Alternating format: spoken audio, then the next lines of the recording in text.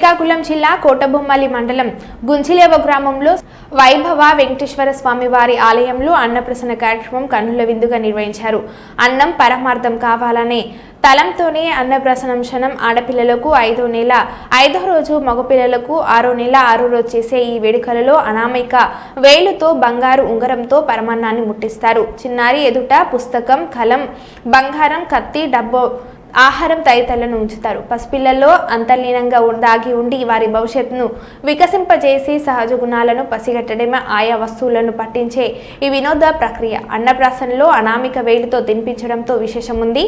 5 వేలు స్వయంభూ, పరమేష్టి, చంద్ర, సూర్య, పృథ్వీ అనే 5 పర్వతాలకు ప్రతీకలు. పరమేశ్వరుని పంచకల వ్యయత్వం శరీరంలోని వేలుకు వ్యాపించి ఉంటుంది. ఇందులో చంద్రుడి అనామిక స్థానం, చంద్రుని వలన ఔషధములు ఉత్పన్నమవుతుంటాయి. అన్నాన్ని వైదిక భాషలో సోమం అంటారు. సోమం అంటే అమృతం.